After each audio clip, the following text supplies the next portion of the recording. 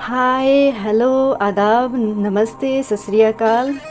उम्मीद है आप सब अच्छे होंगे। आज मैं सुनाने जा रही हूँ एक दोस्ती की अनमोल कहानी। एक छोटे से गांव में एक लड़का रहता था जिसका नाम राघव था।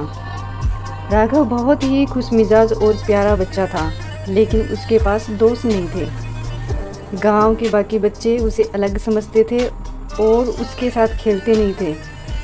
राघव के माता पिता ने उसे समझाया कि सबके पास अलग अलग खूबियाँ होती है और उसे किसी दिन अच्छा दोस्त ज़रूर मिलेगा। एक दिन गांव में एक नई लड़की आई जिसका नाम आरती था। आरती भी नई नई थी और उसके भी कोई दोस्त नहीं थे। एक दिन जब राघव गांव के पास के जंगल में अकेले खेल रहा था, उसने देखा कि आरती एक पेड़ के नीचे बैठी है और रो रही है। राघव ने हिम्मत जुटाई और उसके पास जाकर पूछा, तुम क्यों रो रही हो?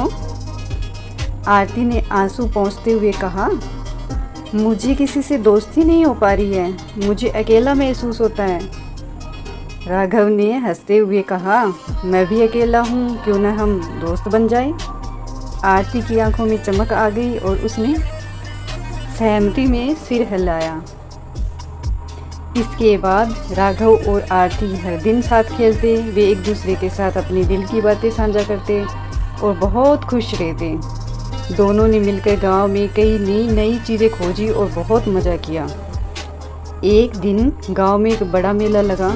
राघव और आरती के साथ मेले में घूम रहे थे, लेकिन मेले के अंत में आरती ने राघव से कहा, मुझे अपनी दीदी के पास दूसरे गांव में जाना है, मैं तुम्हें बहुत मिस करूंगी। राघव बहुत उदास हो गया, लेकिन उसने आरती से वादा किया कि वे हमेशा अच्छे दोस्त रहेंगे और एक दूसरे को नहीं भूलेंगे। आरती ने उसे एक टेडी दिया और कहा, जब भी तुम इस टेडी को देखोगे मुझे याद करना। आरती के जाने के बाद राघव ने उस टेडी को हमेशा अपने पास रखा। जब भी वह अकेला महसूस करता, वह उस टेडी को देखकर मुस्कुरा देता और अपने प्यारे दोस्त आरती को याद करता।